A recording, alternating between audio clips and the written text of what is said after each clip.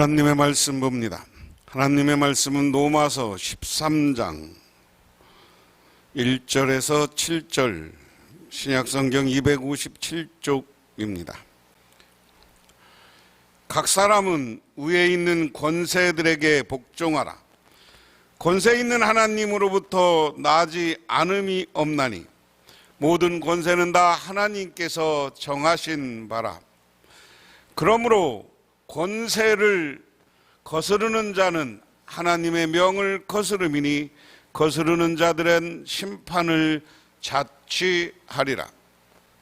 다스리는 자들은 선한 일에 대하여 두려움이 되지 않고 악한 일에 대하여 되나니 내가 권세를 두려워하지 아니하려니와 선을 행하라. 그리하면 그에게 칭찬을 받으리라.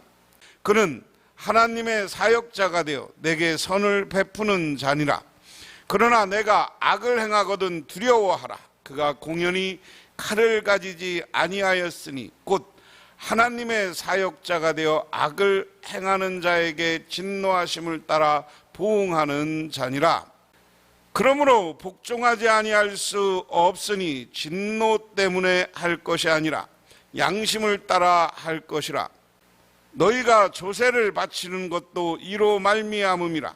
그들이 하나님의 일꾼이 되어 바로 이 일에 항상 힘쓰니라. 모든 자에게 줄 것은 주되 조세를 받는 자에게 조세를 바치고 관세를 받을 자에게 관세를 바치고 두려워할 자를 두려워하며 존경할 자를 존경하라. 아멘. 본문에서 바울은 정부 당국에 복종하라고 권고합니다. 교회 공동체 밖에서 악이 아니라 선을 행하라고 권고하고 있습니다. 권세에 복종하라는 권고와 그 이유를 설명하고 복종의 구체적인 예를 제시하고 있다 하는 겁니다. 제가 모든 글을 해석할 때는 그 사람이 어떤 상황에 있었는가 하는 것을 먼저 봐야 된다 하는 이야기를 했습니다. 당시 사도 바울이 있던 시대는 지난 시간에도 이야기한 것 로마와 교회가 갈등했어요. 갈등. 로마의 권력 그리고 유대의 권력자. 유대의 권력자는 누굽니까? 산헤들린. 그래서 교회를 핍박했어요.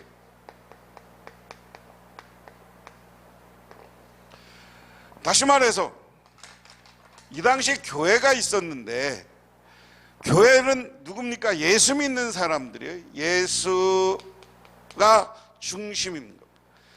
그런데 이 교회를 로마의 권력이나 유대 권력이 공히 핍박했다는 거예요. 그래서 수없이 많은 순교자가 나왔어요. 그러니까 교회 안에 세상 사람들이 세상의 권력이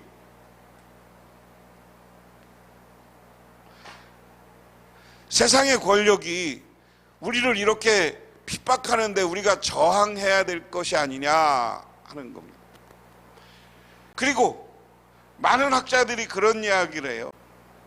사도 바울이 살면서 이스라엘 백성들이 마지막으로 로마에 저항했던 마세다의 저항 운동이 있었고 그 마세다에서 마지막 저항 운동을 하던 사람들이 전부 전멸하는 상황을 사도 바울은 역사적으로 알고 있었다. 그리고 사도 바울은 두 가지를 지금 본 거예요. 하나는 교회를 계속 핍박하는 유대인 권력 그리고 로마의 권력자들이 있었고요.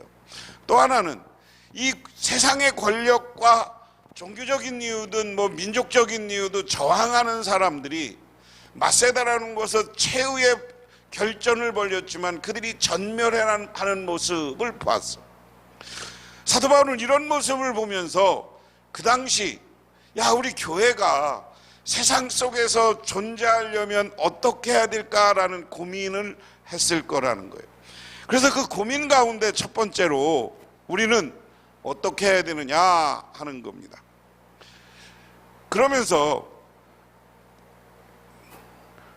오늘 사도 바울이 갖고 있는 이 큰 생각은 뭐냐면 하나님이 교회라는 왕국과 세상이라는 두 왕국을 주어서 이 교회에게는 신앙적인 것을 맡겼고 세상에는 권력을 통해서 백성을 보호하는 것을 맡겼다.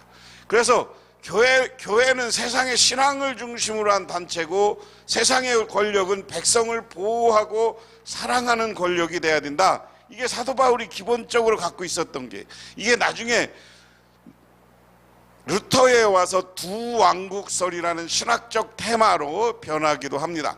그럼 오늘 이 말씀을 가지고 하나하나 생각해 보면 그렇습니다. 오늘 상위에 복종하라. 각 사람은 위에 있는 권력들에게 복종하라. 사람은 누구나 위에 있는 권세에 복종해야 합니다 하는 겁니다.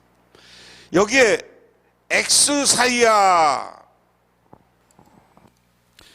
엑스사이아라는 말은 권력자, 당국자 등, 그 다음에 여기서 권력은 정부 당국자를 가리킨다.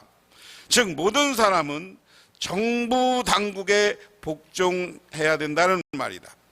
이 권고가 권위주의적 느낌이어서 거부감이 들 수 있습니다. 하지만 바울이 이렇게 권고한 이유는 확인해 봐야 합니다. 우리는 왜 당국자에게 복종해야 되느냐? 얘기한 대로 사도 바울은 경험을 통해서 세상의 거대한 권력과 교회가 싸워서는 생존하기 어렵다고 본 거예요.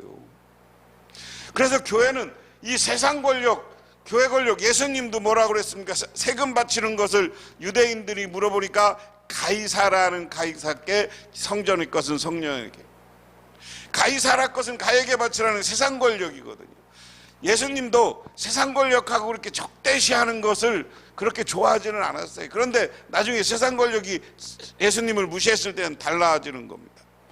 그래서 우리는 권력자, 정부, 정치, 오늘날 얘기하는 지도자들에게 우리는 복종해야 된다. 그 다음에 2절에 권세는 하나님으로부터 나지 않음이 없나니 모든 권세는 다 하나님께서 정하신 바라.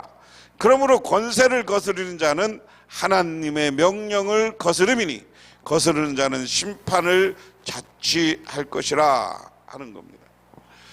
하나님의 명령을 거역하는 것이, 거역하는 사람은 심판을 받게 될 것이다. 사람은 누구나 권세에 복종해야 되고 복종해야 돼. 그 이유는 이 세상의 권력도 이 하나님이 이 두 왕국이라는 것을 주신 분이 누구냐? 이 근거는 하나님이라는 거예요. 세상의 권력도 하나님이 주신 것이고 교회도 하나님이 주신 것이다. 그래서 이 두 왕국설이 가능한 거예요. 그렇기 때문에 하나님의 주신 권력, 하나님이 필요해서 만드는 거면 우리는 복종해야 된다. 그런데 그것을 복종하지 않으면 하나님의 명령에 거역하는 것이에요. 그렇기 때문에 우리는 천국에 가기 전에 예수님 앞에 가서 세상 권력에 저항한 것도 심판받게 됩니다. 그런데 이것을 많은 사람들이 악용해서, 그래서 독재시대 독재자들이 성경 구절을 써먹었어요.